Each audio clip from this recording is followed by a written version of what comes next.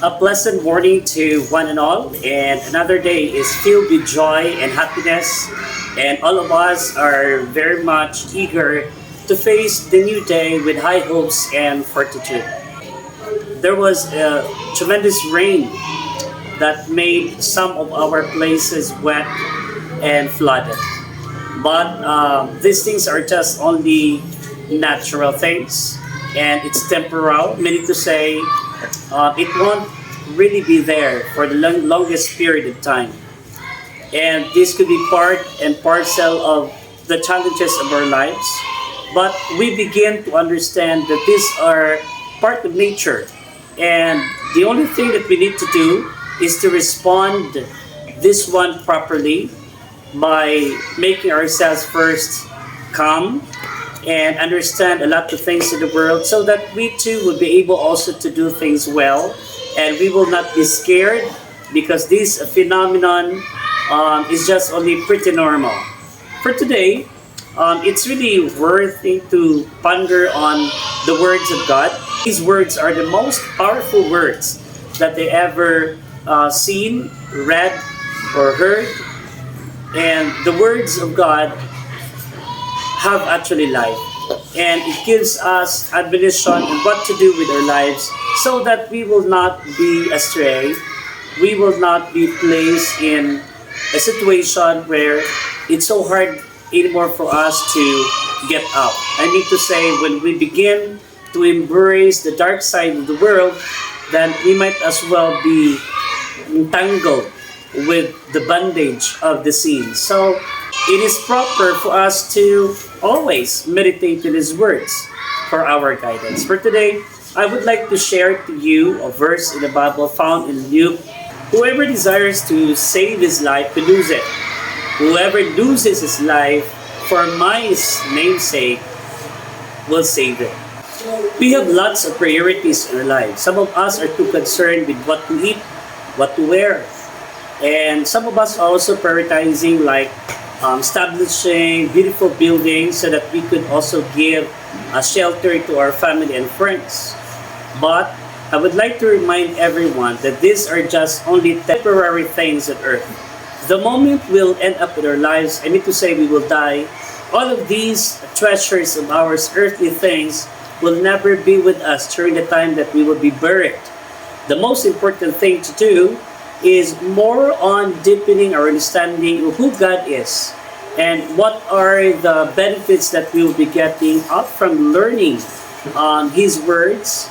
And once we're able already to establish within us the knowledge, the wisdom, we understand right now the mission of God and what is our role in this particular mission, of whether or not we will just be passive or really active. As the children of God, it is really important for us to know and to secure first, knowing first about Jesus, about God, and their purpose. And their purpose really is for our own salvation of our lives. And I have been very clear of sharing to you, telling to you, that the only way for us to obtain this security in our lives is just only by listening to His words, meditating in them, and of course, we also able to apply these values that are already taught to us, and these words are expressed, found in the book of life, and it's only by listening to them, understanding and applying them, then we will become also holy human beings. Human beings are always subjected to mistakes, transgressions, but it is important for us to always also consult ourselves, our trespasses to God, so that in that particular moment, when we submit ourselves to our loving Father, He will also listen to us and He can also give to us His forgiveness. So that's the most important thing that we need to do, is always to connect ourselves to Him, and He will also give us direction of our life. The verse in Luke 9:24, it's very, very clear that once we focus ourselves in finding who God is, about His teachings, about His intentions and His purpose, then we might as well be securing ourselves salvation. Once we always look on earthly things, securing ourselves with the things of the world, then we are mistaken.